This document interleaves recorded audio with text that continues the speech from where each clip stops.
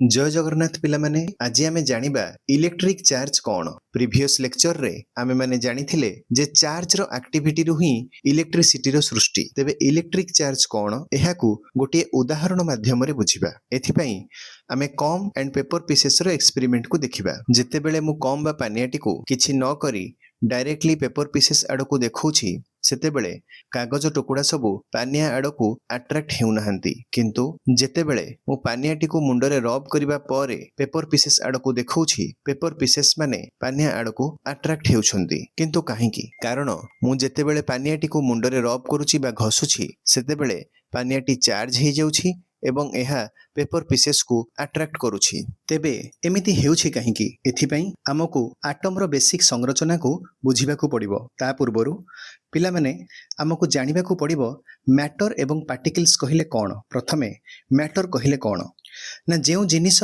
तेणिक से सॉलिड हेउ कि लिक्विड हेउ अबा गैस जदि ताहार किछि मास अछि एवं ताहा किछि स्पेस ऑक्युपाई करूछि तेबे ताहाकू आमे मैटर बोली कहिबा। उदाहरण स्वरूप गोटे मेटल रॉड कि चौकी टेबुल पानिया एनीथिंग एपरि कि आम human body is also a matter. Matter को जदि फर्दर भांगिबा आमे विभिन्न पार्टिकल्स पाइबा। ए पार्टिकल्स माने हेउछंती molecules, atoms, ions, protons, neutrons, electrons इत्यादि। एबे आमे एटम रो संरचना को देखिबा। गोटे एटम साधारणतः तीन गोटी पार्टिकल को नै तयारी। से माने हेउछंती इलेक्ट्रॉन्स, प्रोटॉन्स एवं न्यूट्रॉन्स। एटा हेउछि एटम रो सेंटर एरिया जहाको न्यूक्लियस बोली कहा जाए। एठारे प्रोटॉन्स एवं न्यूट्रॉन्स रही थांती।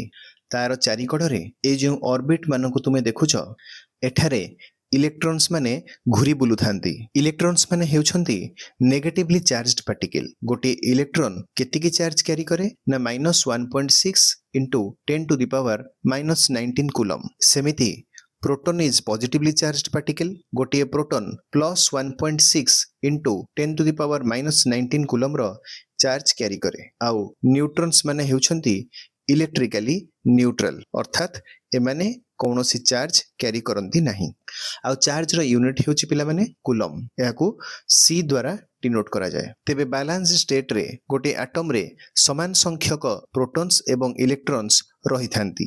तेणु net charge of any atom in stable state is 0। तार अर्थ हेउछि जे स्टेबल स्टेट रे बा बैलेंस स्टेट रे गोटे एटम रे जेतिकिटी प्रोटॉन बा पॉजिटिवली चार्ज्ड पार्टिकल थांती एक्जेक्टली सेतिकिटी नेगेटिवली चार्ज्ड पार्टिकल बा इलेक्ट्रॉन्स रही थांती। उदाहरण स्वरूप एही एटम रे 3टी प्रोटॉन एवं 3टी इलेक्ट्रॉन अछंती। उभय प्रोटॉन एवं इलेक्ट्रॉन रो चार्ज सिना समान किंतु सेमानंकर साइन हेउछि अपोजिट। इलेक्ट्रॉन नेगेटिव हेले प्रोटॉन हेउछि पॉजिटिव। तेणु 3टी प्रोटॉन एवं 3टी इलेक्ट्रॉन परस्पर रो चार्ज को कैंसल आउट करिबा द्वारा कौन हेउछि ना एटम टी इलेक्ट्रिकली न्यूट्रल रहुछि। किंतु जदि मु कौनसी उपाय रे गोटे इलेक्ट्रॉन एही एटम रो बाहर को बाहर करिदेबी तेबे कौन हेबो ना एटम रे 3टी प्रोटॉन एवं 2टी इलेक्ट्रॉन रहिबो। एहा द्वारा एटम भितरे थिबा 2टी प्रोटॉन रो चार्ज 2टी इलेक्ट्रॉन द्वारा न्यूट्रलाइज होई जिवो।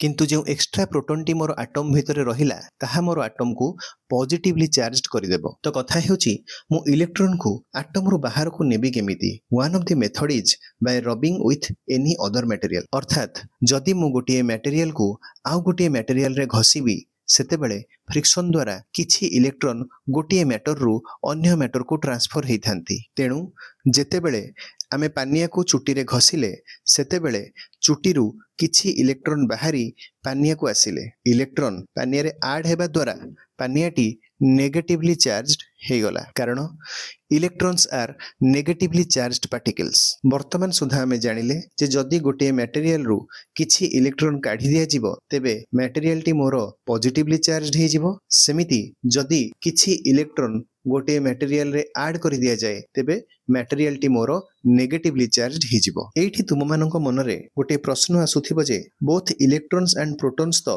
समान अमाउंट रो चार्ज कैरी करंती तेबे सब बेले इलेक्ट्रॉन्स माने ही काहेकि गोटे मैटर रु आउ गोटे मैटर को ट्रांसफर हेउछंती, प्रोटॉन काहेकि नुहे। एहार कारण हेउछि मास। गोटे इलेक्ट्रॉन रो मास हेउछि 9.109 × 10⁻³ किलोग्राम्स, whereas गोटे प्रोटोन रो मास एहाठारु 1837 गुण अधिक। आमे जानिछु गोटे भारी जिनिस तुलन रे गोटे हालुका जिनिस को गोटे जगारु आ गोटे जगह को इजिली शिफ्ट बा ट्रांसफर करी हुए।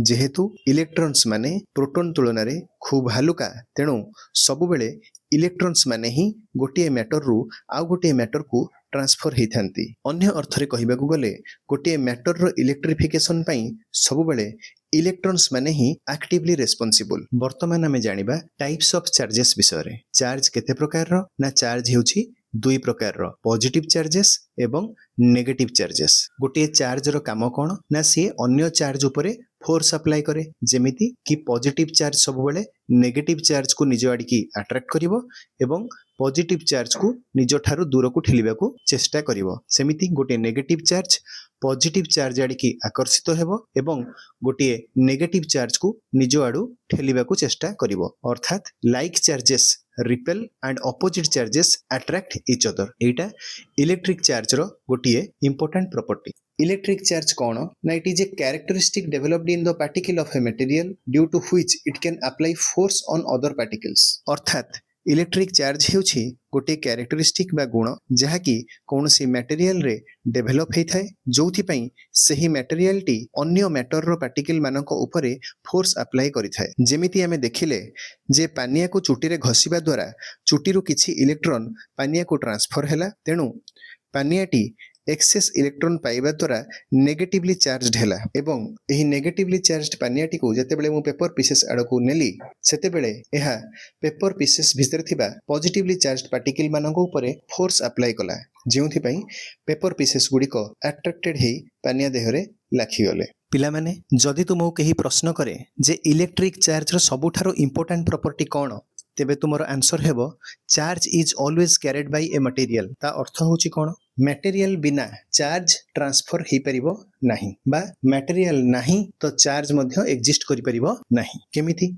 आमे जते बेले पानियाटी को चुटी रे घसिले आमे कहूचे कोन ना पानियाटी चार्ज हे गला कोन ना नेगेटिवली चार्ज हे गला मोर पानियाटी। ता अर्थ कोन, ता अर्थ चुटी रु किछि इलेक्ट्रॉन बाहरिले से माने पानिया ऊपरे बसिले ता द्वारा पानियाटी मोर नेगेटिवली चार्ज हैला। सेते बेले चुटी रो कोन हैला, सेते बेले चुटी रु जेहेतु इलेक्ट्रॉन किछि बाहरी पडिले तेनु चुटी मोर पॉजिटिवली चार्जड हैला। ता अर्थ there is a loss of electron from the hair, so hair is positively charged and there is gain of electrons in the comb, so comb is negatively charged। एठी जो electron रो जो transfer हैला पिला माने या द्वारा कोन हैला ना किछि मटेरियल मध्य से चार्जड पार्टिकल सहित बा इलेक्ट्रॉन सहित ट्रांसफर हैला। मने कर पानियाटी को मु चुटी रे घसी चार्ज करिवा पूर्वरु तार मास कैलकुलेट करिथिली। सपोज तार मास थिला 20 ग्राम्स बा 0.020 केजीस, किंतु पानियाटी को मु चुटी रे घसी की सेटा नेगेटिवली चार्ज हे गला। सपोज मोर 10टी इलेक्ट्रॉन ता द्वारा पानिया ऊपर को आछंती, for example in that case 10टी इलेक्ट्रॉन रो मास जेतिकी सेतक मध्य मोर पानिया को आसी गले। तेणु एबे जदि मु पानिया को ओजन करिवि तेबे तार मास केते हबो ना आगुरु जेतिकी थिला 0.020 plus the mass of 10 electrons. गोटे इलेक्ट्रॉन रो मास केते मु आगुरु तुम मानन कहिथिली 9.109 into 10 to the power -31 kilograms. सेही अनुसार जदि आमे 10टी इलेक्ट्रॉन ऐड करिबा तेबे तार मास हेबो 10टी इलेक्ट्रॉन रो मास हेबो 9.109 इंटू 10 टू द पावर -30। तो एई जो मास टा एटा मोर पानिया रे ऐड हे जिवो एवं एग्जैक्टली सेति की मास मोर चुटी रु कोन हेथिबो लॉस हेथिबो। तेणु एथुर आमे कोन जानिले जे charge is carried by a material, it automatically accompanies the particle wherever it goes and charge cannot exist without material carrying it। I hope आज एही लेक्चर पर तुम मानकर इलेक्ट्रिक चार्ज विषय रे गोटे बेसिक अंडरस्टैंडिंग आसी जाइथिबो एवं आज एही लेक्चर रिलेटेड कोनोसी क्वेरीज मा मतामत थिले कमेंट सेक्शन रे पिला माने निश्चित भाबे लिखि करी जणैबो। नेक्स्ट लेक्चर रे माने जानिबा इलेक्ट्रिक फील्ड विषय रे।